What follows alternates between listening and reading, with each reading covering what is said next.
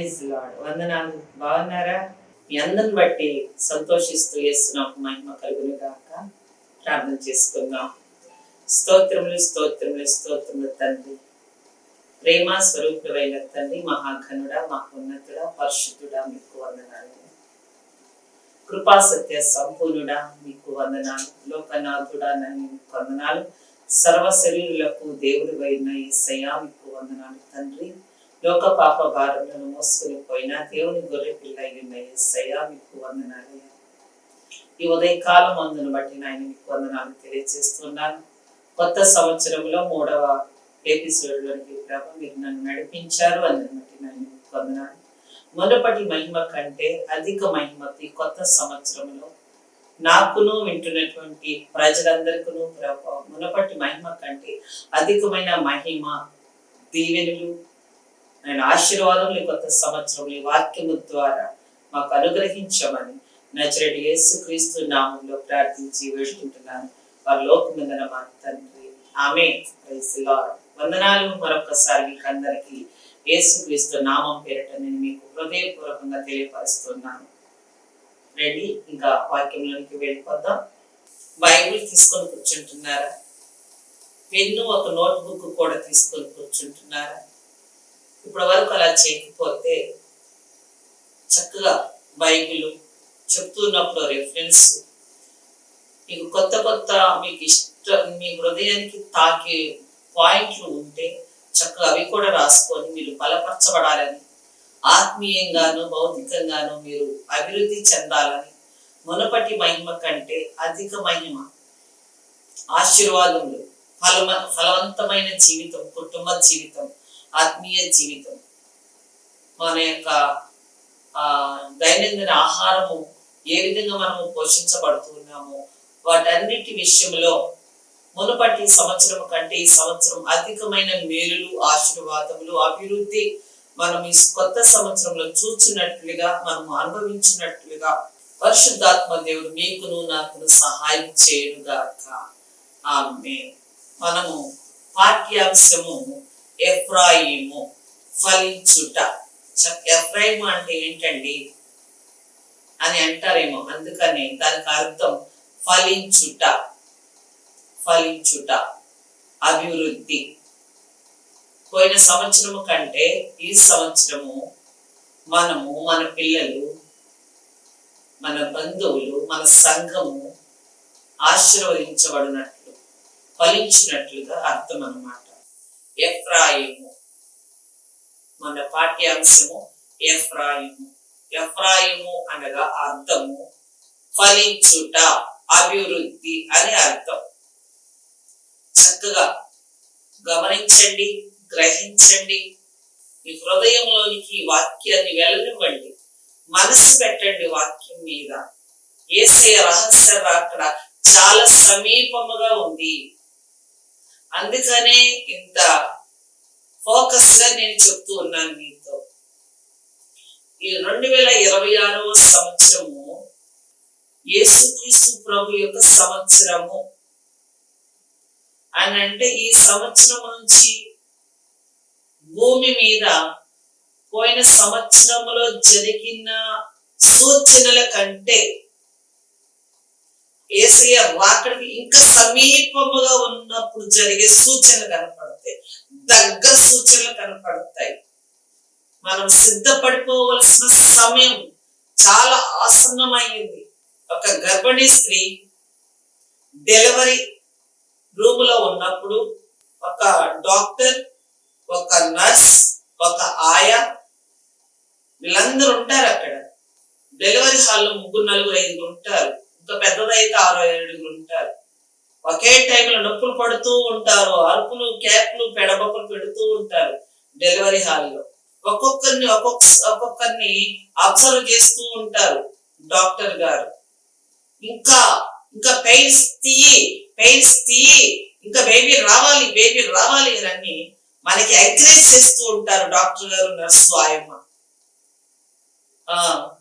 చక్కటి మాటలతో ఉత్సాహింప చేస్తూ ప్రోత్సహిస్తారు. పెయిన్స్ తీయి, నొప్పులు పడు అని. ఒక ఆమె దగ్గర నుంచి డెలివరీ అవుతా ఉందనుకోండి, బేబీ బయటకు వస్తా ఉందనుకోండి, ఆ ఇంకా ఇంకా కొంచెం పోయింది, వచ్చేసింది బయటికి బేబీ అంటారు డాక్టర్ గారు, నర్సు. అంటే బేబీ ఎంత బయటకు వస్తూ ఉందో అంత గొప్ప నొప్పులు వస్తాయి అన్నమాట. అలాగే యేసయ్య రహస్య రాకడికి 25వ సంవత్సరం నుంచి సూచనలు బాగా కనపడుతూ వచ్చినాయి. 26వ సంవత్సరం దగ్గరకు వచ్చేటప్పటికి బేబీ బయటకు వస్తున్నాడు, బేబీ బయటకు వచ్చేస్తున్నాడు, ఇంకా కొంచెం ముక్కు, ఇంకా 3 నిమిషాలు వచ్చేస్తాడు, నీ నొప్పులన్నీ పోతాయి, నీ బేబీని చూసుకునేటప్పటికి నొప్పులన్నీ మర్చిపోతావు. ఈ 9 నెలలు వాంతులు, నొప్పులు పడ్డావే, అవన్నీ మర్చిపోతావు. ఇంకా 3 నిమిషాలు మీ బేబీని నువ్వు కళ్ళారు చూసుకుంటావు, ఆనందిస్తావని నొప్పులు తీయమంటారు, ప్రోత్సహిస్తూ ఉంటారు, బలపరుస్తూ ఉంటారు నర్సులను, డాక్టర్లు. అలాగే ఆ బేబీ వస్తున్నాడు అంటే రహస్య రాకడలో క్రీస్తు వస్తున్నాడని అర్థం. అక్కడ ఆ ముఖ్యది ఎవరు? సంఘం ముక్కాలి అంటే మనమే. సంఘం అంటే మన ముక్కాలి అంటే ఏంటి? ముక్కటం అంటే ఏంటి? ప్రభుకి ఇంకా దగ్గర అవ్వటం. ముక్కటం అంటే ఏంటి? కన్నీటితో ప్రార్థన, ఉపవాసముతో ప్రార్థన, ప్రభుకి కృతజ్ఞతాస్తుతులు చెల్లిస్తూ ఉండాలి. ప్రతిదినము ప్రభు సన్నిధిలో మనము రోజువారంతట్లో మనలో చోటు చేసుకున్న అవిధేయతలు, పాపాలు ఏ రోజుకు ఆ రోజు కడుక్కోవటం అన్నమాట, ఒప్పుకొని. అదే అన్నమాట అర్థం. ఈ 2026వ సంవత్సరంలో అంత దగ్గరగా ఉన్నారు బేబీలో బయటకు రావటానికి. అనగా యేసుక్రీస్తు ప్రభు భూమి మీద కంటే రహస్య రాకడని గమనించండి. భూమి మీద కంటే ఏకంగా 2వ రాకడ ఒలివ కొండ మీద కాలు పెట్టే విధానం వేరు. అంతకంటే ముందు రహస్య రాకడ, మనం వెళ్ళిపోయే రాకడ అన్నమాట. రహస్య రాకడ మనకు మాత్రమే తెలుస్తుంది, సంఘమునకు మాత్రమే తెలుస్తుంది. సంఘం అంటే సంఘంలో 2 విధానాలు ఉన్నాయి. బుద్ధి కలిగిన సంఘం వేరు, బుద్ధి లేని సంఘం వేరు. సంఘంలో 2 రకాల విశ్వాసులు ఉన్నారు. జాగ్రత్త. ఏ విశ్వాసంలో ఉన్నావు నా ప్రియ క్రైస్తవ సంఘమా? బుద్ధి కలిగిన కన్యక వలె ఉన్న విశ్వాసంలో ఉన్నావా? బ్రతికిపోతావు. బుద్ధి లేని కన్యకులు కలిగిన విశ్వాసంలో ఉన్నావా? ప్రమాదంలో పడతావు. ఇప్పుడే మనం సరి చేసుకునే సమయం. ఏ విశ్వాసంలో ఉన్నాము? మన పాఠ్యాంశము ఎఫ్రాయిము అంటే ఎవరు? జకరియా గ్రంథము 10వ అధ్యాయము. ఎఫ్రాయిము అంటే అభివృద్ధి, ఫలించుట, ఆశీర్వాదము, దీవెన పొందినవాడు అని అర్థం. ఈ విధంగా వస్తాయి. బలాఢ్యుడు అని అర్థం. క్రీస్తునందు ఉన్నవారు బలాఢ్యులు. క్రీస్తునందు ఉన్నవారు ఎఫ్రాయిము సంతానము అంటే పాత నిబంధన భక్తులు, ఇశ్రాయేలుల సంతతిలో నుండి వచ్చినటువంటి యేసేపు ఉన్నాడే. యేసేపు యొక్క చివరి కుమారుడు, అనగా 2వ కుమారుడు. అంటే ఇంకా వాళ్ళంత సంతానం ఉందేమో. మొదటి పెద్దవాడేమో మనష్షే అయితే 2వ వాడు ఎఫ్రాయిము. యాకోబు సంతానములో ఉన్నటువంటి బెన్యామీను, యేసేపులు చివరి వాళ్ళు. యేసేపు అన్నల ద్వారా తరమబడి చంపటానికి దగ్గరగా వెళ్ళిన వాళ్ళు. దేవుని యొక్క అనాదికాల సంకల్పం చొప్పున చంపబడకుండా అన్నల ద్వారా త్రోయబడి నుయ్యలోకి, గుంటలోనికి మరలా తీయబడి వాళ్ళ ఐగుప్తులకి అమ్మేశారు. అలా యేసేపు ఐగుప్తులోకి వెళ్ళి ప్రభు అక్కడ ఆ యేసేపును దాచి మొదటిగా దాసుడుగాను, ఆ తర్వాత రాజుగాను ప్రభు అక్కడ ఫలింప చేశాడు యేసేపును. ఆ యేసేపుకు పుట్టిన వాడే ఎఫ్రాయిము, 2వ వాడు. ఎఫ్రాయిము అని అంటే అర్థము ఫలించేవాడు, ఫలము, అభివృద్ధి, బలాఢ్యుడు అని అర్థం. అంటే ఏంటి? మనకి కావాల్సింది, మనం ఈ సంవత్సరము చక్కటి వాగ్దానాలు తీసుకున్నాం. ఆ వాగ్దానాలలో మనము ఫలించాలి. ఆ వాగ్దానం మన జీవితంలో మనం నెరవేర్చుకోవాలి. అప్పుడే కదా మనం ఫలిస్తాము. జకర్యా గ్రంథము 10వ అధ్యాయము 7వ వచనం నేను ఒకసారి చదువుతాను, వినండి. మీరు కూడా తీయండి బైబిల్. జకర్యా గ్రంథం 10వ అధ్యాయము 7వ వచనం. ఎఫ్రాయిము వారు బలాఢ్యుల వంటి వారు అగుదురు. 8వ వచనం చదువుతాను. నేను వారిని విమోచించి ఉన్నాను కనుక వారిని ఏలవేసి పిలిచి సమకూర్చెదను. మునుపట్టి విస్తరించినట్లు వారు విస్తరించుదురు. మునుపు విస్తరించినట్లు వారు విస్తరించుదురు. ఆమేన్, హల్లెలూయా. ఎఫ్రాయిమునంటే రెండింతల ఆశీర్వాదము. మునుపట్టి విస్తరించినట్లు మరల ఈ సంవత్సరము కూడా విస్తరిస్తారంట. అనగా ఎఫ్రాయిము వారి సంతానం మునుపటి సంవత్సరము విస్తరించారంట, ఈ సంవత్సరము కూడా విస్తరించబడతారంట. అంటే రెండింతల ఆశీర్వాదము మనం ఈ సంవత్సరము మనం పొందుకోవాలి. ఆమేన్, అది అర్థం. ఆది కాండము ఈ ఎఫ్రాయిం గురించి ఎక్కడ నుంచి మొదలు చూద్దాం. ఆది కాండంలో 48వ అధ్యాయంలో యాకోబు బహు వృద్ధుడై ఉన్నప్పుడు యోసేపు గారికి ఒక పనివాడు దాసుడు వచ్చి, మీ నాన్నగారు కాయిలా పడి ఉన్నాడు అని చెప్పటానికి వచ్చినప్పుడు, ఇంకా చనిపోవటానికి సమీపముగా ఉన్నాడు మా నాన్న, అయితే నా బిడ్డల్ని ఇద్దరిని తీసుకొని వెళ్ళి ఆశీర్వాదము పొందించుకొని తీసుకొని రావాలి, మా నాన్నగారి దగ్గరికి తీసుకొని వెళ్ళని మనష్షే గారిని ఎఫ్రాయిం గారి పిల్లలిద్దరిని కూడా తీసుకొని వెళ్ళాడు యోసేపు గారు. ఎవరి దగ్గరికి? యాకోబు గారి దగ్గరికి. యాకోబు అంటే ఇశ్రాయేలు.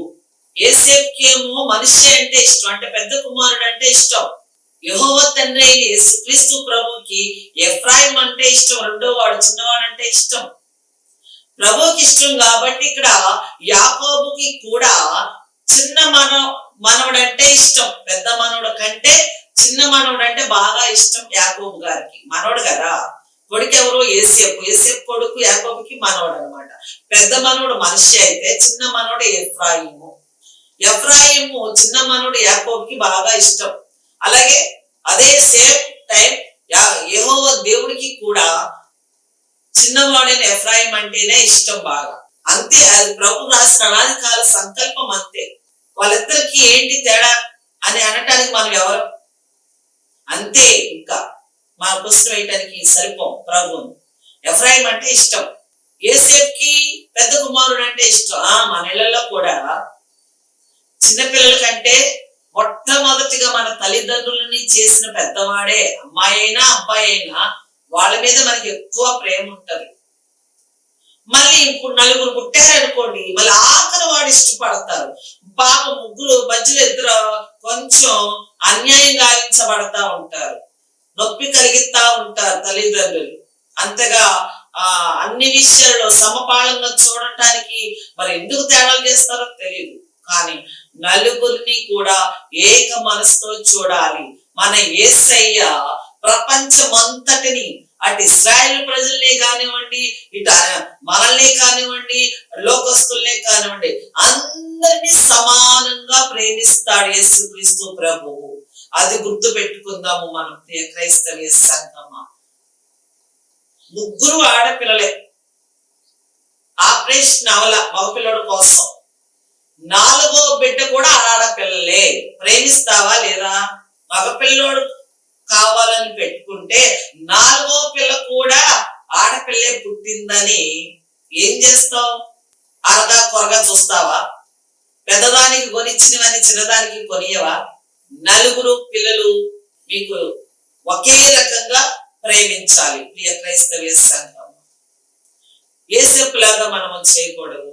ఉన్నారు ఇక్కడ కొంతమంది భక్తులు, వాళ్ళ తల్లిదండ్రులు, తండ్రి ఏమో భర్త ఏమో ఒక అత్తను ఎక్కువగా ప్రేమిస్తే భార్య ఇంకొక అత్తను ఎక్కువగా ప్రేమిస్తుంది. ఎక్కడి నుంచో వచ్చి తారతమ్యాలు, సంతానాన్ని ఎక్కువ తక్కువలుగా చూడటం.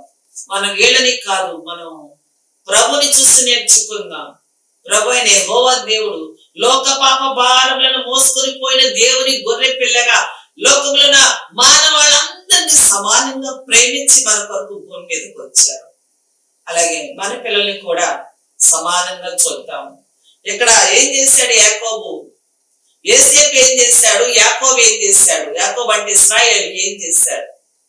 యోసేపు పెద్ద కుమారుడి పైన ఆశీర్వాదములన్నీ రావాలని యాకోబు కుడి హస్తాన్ని పట్టుకొని మనిషి తల మీద పెట్టించాడంట.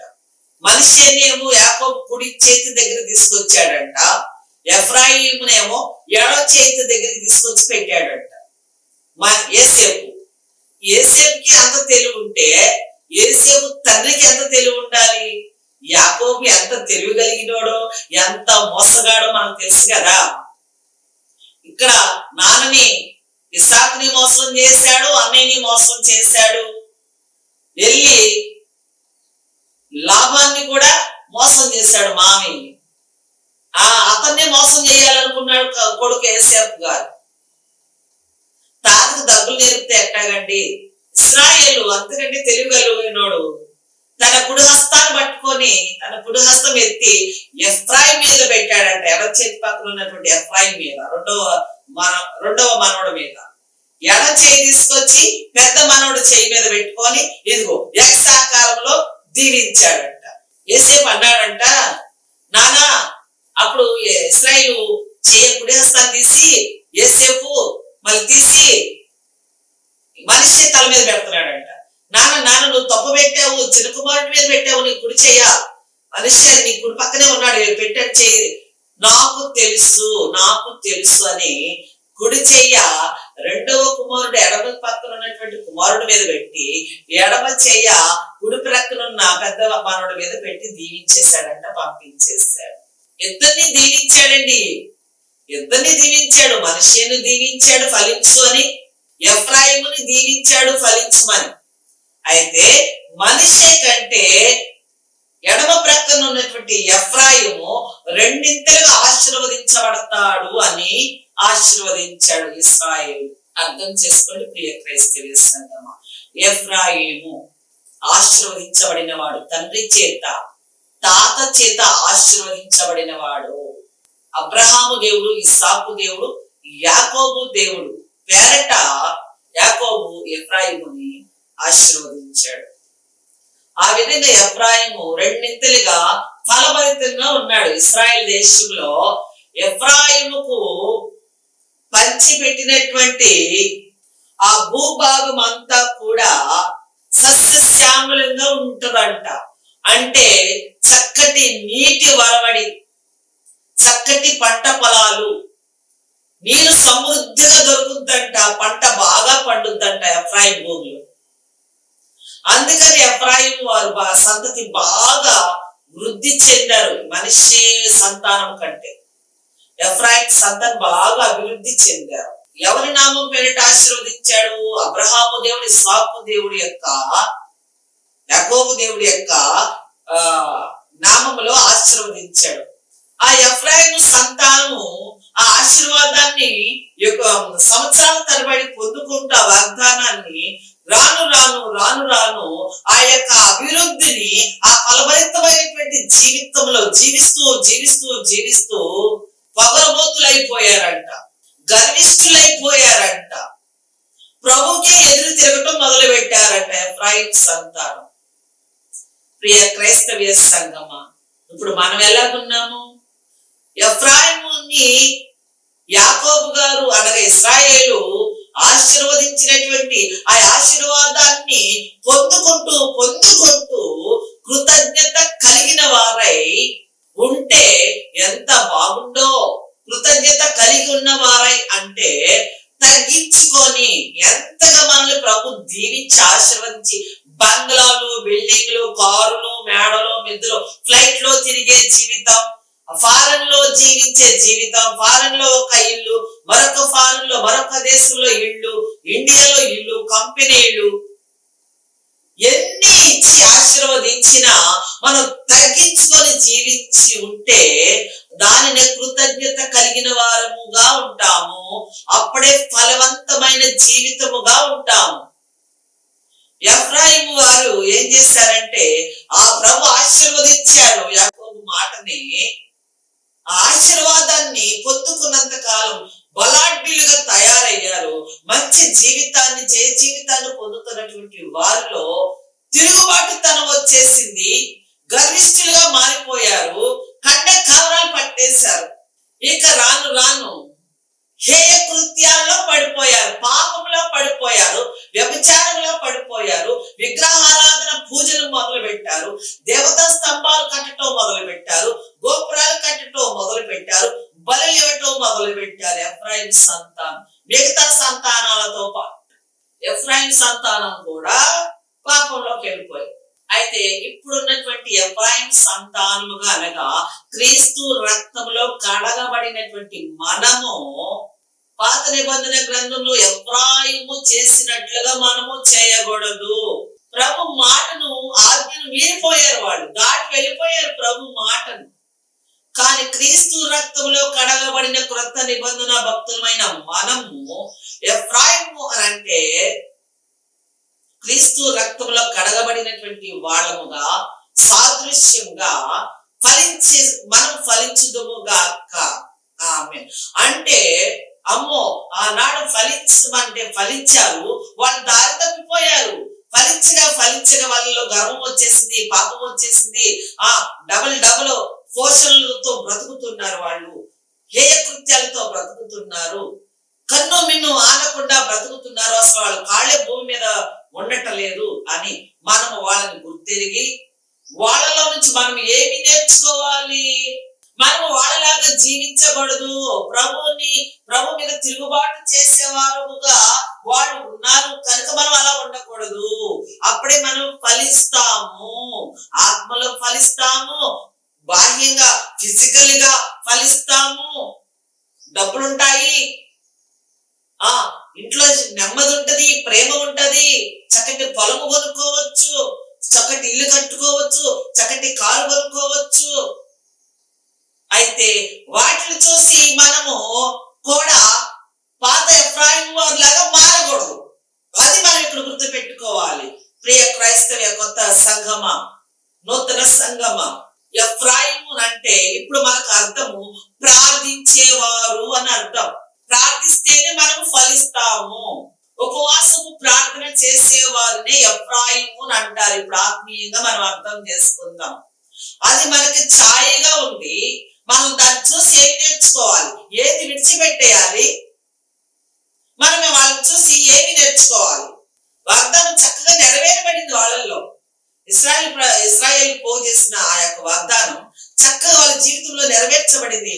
కానీ ఆ యొక్క ఆశీర్వాదాన్ని వాళ్ళ వైపు తిప్పేసుకొని ఫిజికల్ గా వాడేసుకొని ప్రభుకి దూరం అయిపోయాడు. కనుక మనం ఇప్పుడు ఆత్మీయమైన ఎఫ్రాయిముగా, ప్రభు చేత ఆశీర్వదించబడిన వారముగా ఈ నూతన సంవత్సరంలో మనకిచ్చినటువంటి వాగ్దానముల చేత మనం ఎలాగా ఫలించాలి? ప్రార్థన చేత ఫలించాలి. జాబ్ లేని వాళ్ళకి జాబ్లు వస్తాయి, మ్యారేజ్ లేని వాళ్ళకి మ్యారేజ్లు వస్తాయి. ప్రభు చిత్తానుసారంగా జీవించాలనుకున్న వాళ్ళు ప్రభు చిత్తానుసారంగా జీవించినప్పుడు మనం ఫలిస్తాము అని అర్థం. మునుపటి మహిమ కంటే, మునుపటి ఫలితము కంటే ఈ సంవత్సరం నూతనమైన ఆశీర్వాదములు మనం చూస్తాం. ఎప్పుడు ప్రార్థించినప్పుడు మనలో ఉన్న చెడుతనాన్ని విడిచిపెట్టేసేసి ఉపవాసము ప్రార్థనలతో, సత్ ప్రవర్తనలతో, నీతియుక్తమైన జీవితముతో విధవరాలని గౌరవించడం, విధవరాలని విచారించడం, విధవరాలకి సహాయపడటం, విధవరాలి పిల్లలకు ఆదరించడం, ఇవి మనం ఈ కొత్త సంవత్సరంలో మనం చేసినట్లయితే మనము పోయిన సంవత్సరంలో పొందుకున్న మేలుల కంటే ఈ 2026వ సంవత్సరంలో డబుల్ మేలును మనము పొందుకుంటాము అని అర్థం. ఈనాటి ఎఫ్రాయిం సంతానం అంటే ప్రార్థించువారు అని అర్థం, చెడుతనాన్ని విడిచిపెట్టిన వారు అని అర్థం, పరిశుద్ధులు అని అర్థం, పరిశుద్ధాత్మను పొందుకున్న వారు అని అర్థం, ధర్మశాస్త్రాన్ని చదువువారు అని అర్థం, దేవుడైన తండ్రిని, కుమారుడైన యేసుక్రీస్తు ప్రభువుని, పరిశుద్ధాత్మ దేవుణ్ణి ఎల్లప్పుడూ స్తుతించువారు అని అర్థం, తాను తగ్గించుకొనువారు అని అర్థం. నా ప్రియ క్రైస్తవ సంఘమా, నూతనమైన ఎఫ్రాయిము సంతానముగా ప్రభు చేత ఈ నూతన సంవత్సరంలో తీసుకున్నటువంటి వాగ్దానముల్లో మనము మేలు ఫలితాలు మనం పొందుకోవాలంటే ప్రార్థించే వారమై ఉండాలి, చెడుతనాన్ని విడిచిపెట్టిన వారమై ఉండాలి, పరిశుద్ధముగా జీవించాలి, పరిశుద్ధాత్మ దేవుణ్ణి మనం పొందుకొని ఉండాలి, పరిశుద్ధ గ్రంథాన్ని మనం రోజు చదివేవారముగా ఉండాలి, ఆ వాక్యానుసారంగా ప్రభు మనతో మాట్లాడిన విధంగా రోజు జీవించాలి. ఏ రోజు ఆ రోజు మనలో చోటు చేసుకున్న అవిధేయతలు పాపములు రోజు మనం తగ్గించుకొని ప్రార్థన పూర్వకంగా ఒప్పుకొని అవి ఇక చేయకోకుండా మరుసటి క్షణం నుంచి మనం ప్రయత్నం చేస్తూ ఉండాలి. ప్రభు రాకడ వరకు మనం ఇలాగ జీవిస్తే మనము బలాఢ్యులముగా అపవాదిని ఎదిరించే ఆయుధములుగా ప్రభు మనకి అటువంటి పరిశుద్ధాత్మ శక్తిని ఇస్తారు. అదే ఎఫ్రాయిము సంతానం బలాఢ్యులనంటే వారమే, యేసుక్రీస్తు రక్తంలో కడగబడినటువంటి వాళ్ళమే ఎఫ్రాయిము సంతానముగా బలాఢ్యులుగా అపవాది పైన అధికారము పొంది వాటిని మనము జయిస్తాము.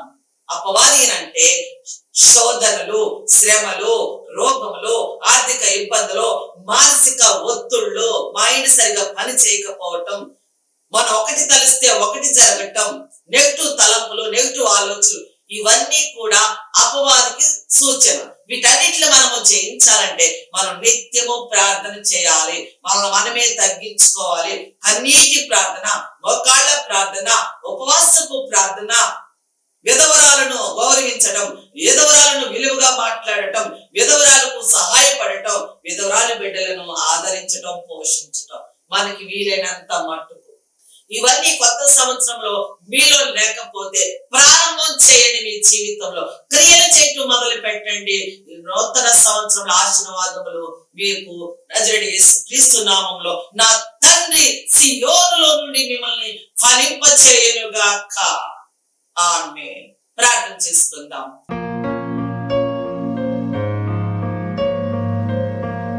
స్తోత్రములు స్తోత్రములు స్తోత్రములు స్తోత్రములు స్తోత్రములు తండ్రి, పరిశుద్ధుడా, ప్రేమ స్వరూపుడైన నా తండ్రి, ఈ నూతన సంవత్సరంలో మీరు మమ్మలను మునుపటి మహిమ కంటే అధికమైన ఆశీర్వాదములతో నేను మిమ్మల్ని నింపుచున్నాను.